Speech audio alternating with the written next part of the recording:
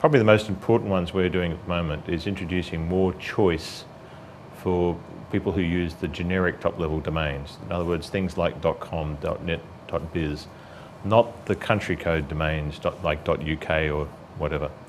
And we have done 2 rounds of testing of introducing more choice in that. And we're finalising up a process for a policy and an implementation process for allowing a sort of fully liberalised regime, so allowing people to come and apply on a regular basis for a top-level domain. And that will give them a .something that they can then operate.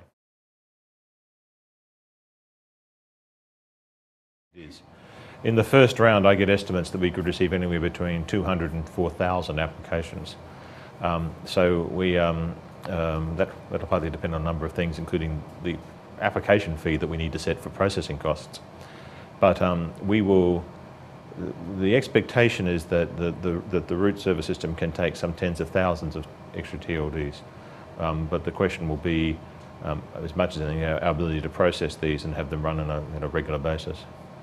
Also, it's to a degree, what will the market bear in some respects? You know, will there be an unlimited demand for these sorts of domains? Well, after a period of time, there'll be sufficient. We don't have an unlimited number of car manufacturers in the world. After a while, there's sort of enough. So we'll have to see what happens. Wonderful. Well, that's an interesting subset of the issue of new strings, is that we also are conscious that we should allow strings that are in characters apart from Roman characters. I should make clear at the very beginning that the present top-level domain structure does not use English. It uses ASCII, which is actually a computer code language, coding language based in Roman characters. And the present top-level domains use A to Z, 0 to 9, and the hyphen. But it's not the English language. You can't use a comma. You can't use a semicolon. I make that point because we're now going from that's 37 characters, to potentially tens and tens and tens of thousands of characters of all the scripts in the world. And that's a very difficult question because we must make certain we don't get collisions. You and I can live with ambiguity. We can read things and say, well, I know what those 2 things mean. Computers can't.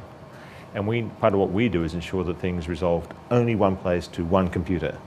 So just to take an example, there is a character in Arabic, Farsi and Urdu called the Aleph.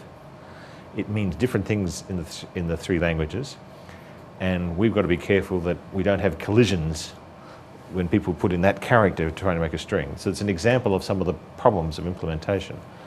But having worked through these problems of implementation, we want to empower people to have top-level domains in their languages, in their cultural context, that lets them both have domain names and email addresses and what have you in their eventually email addresses in their own characters, but probably more importantly allows people to come together around community, just as we've got in ASCII .museum for the community around museums.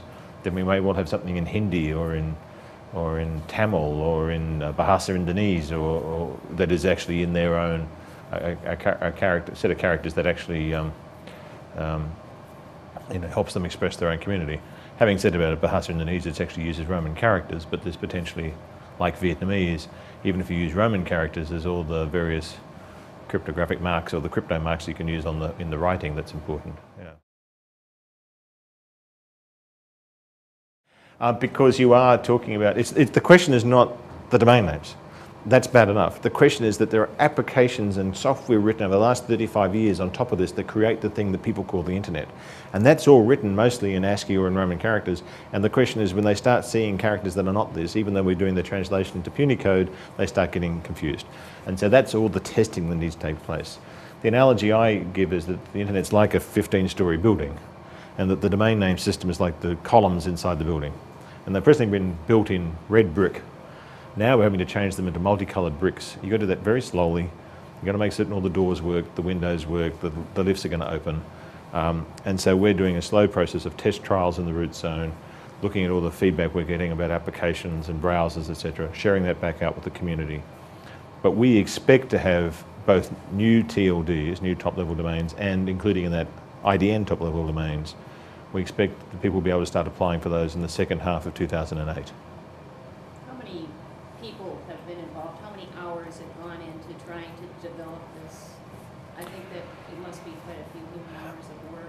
Can you even? How can I guess it? We've been working on the issue for 7 years. The Internet Engineering Task Force, which is the people who've been looking at this issue, the Internet Engineering community has been looking at this since '72, at least since '72. We are at the third round of standards at the Internet Engineering Task Force on IDNs. It's called an RFC in IETF language. And now we're doing the testing with a lot of people in the community. It's millions of hours that's gone into this so far, my guess. And there's still more work to be done. And there's enormous amounts of work being done by people like Microsoft and Mozilla, application people who are sort of working on, you know, how to adapt this into the software that they presently operate. It's a big job. It's a big job. It's important, but it's, I think it's important for the community to realise, and it's important for the non-technical community to realise how much commitment the technical community is making to make this available to the non-technical community, who just think of it as being, oh great, now I can write a TLD in my own language, right? Of course you should be able to do that. You know, it's obvious, why can't I do this? Well, it's the ghost in the machine. We really have to work this through. So the technical community is making an enormous contribution, and I think, I don't use the word sacrifice, but real emphasis and a lot of effort to serve other communities and who won't necessarily understand the effort that's gone into it.